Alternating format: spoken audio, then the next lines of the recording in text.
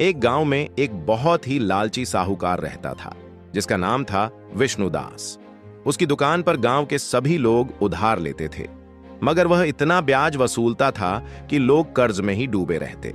एक दिन एक गरीब किसान नीलकंठ अपने बीमार बेटे के इलाज के लिए विष्णुदास के पास गया।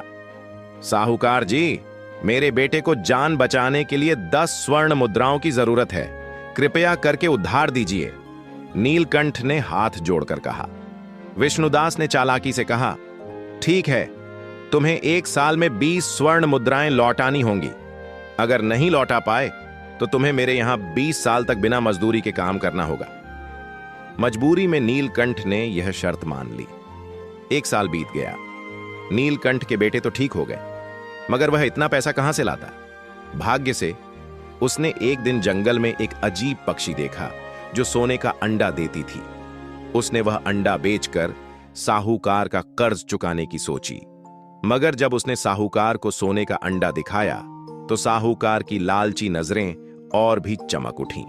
उसने नीलकंठ से कहा, यह तो बहुत ही कीमती चिड़िया है, अगर तुम मुझे वह चिड़िया दे दो तो न सिर्फ तुम्हारा कर्ज माफ कर दूंगा, बल्कि तुम्हें 50 स्वर्ण मुद्राएं और दूंगा। नीलकंठ समझ गया कि साहूकार उसे फंसा रहा है। उसने चतुराई से कहा, साहूकार जी, वह चिड़िया तो बहुत दूर पहाड़ियों के पीछे एक जादुई झील के किनारे रहती है।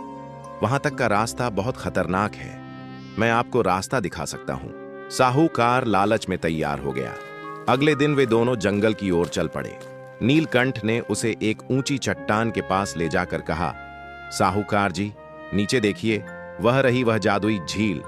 जैसे ही लालची साहूकार नीचे झांकने के लिए झुका, नीलकंठ ने हल्का सा धक्का दिया और साहूकार नीचे गिर गया। नीचे गहरी नरम घास थी, इसलिए उसकी जान तो बच गई, मगर उसे वहां से निकलने में पूरा दिन लग गया। थकाहारा और शर्मिंदा साहूकार जब घर लौटा तो देखा कि गांव के सभी लोग उसकी दुकान के बाहर इकट्ठे हैं। नीलकंठ ने सबको सारी कहानी सुना दी थी। गांव वालों ने साहूकार से कहा, अगर तुमने सबका कर्ज माफ नहीं किया और ब्याज की दर कम नहीं की तो हम तुम्हारी दुकान यहीं बंद कर देंगे। डर के मारे साहूकार को मानना पड़ा। उसने सबका कर्ज माफ कर दिया और आगे से न्याय संगत ब्याज लगाने का वादा किया। नीलकंठ ने बुद्धिमानी से न सिर्फ अपना बल्कि पूरे गांव का भला कर दिखाया। उस सोने के अंडे वाली चिड़िया का क्या हुआ? कहते हैं नीलकंठ ने उसे छोड़ दिया, क्योंकि उसने समझ लिया था कि लालच से सुख नहीं, केवल दुख ही मिलता है।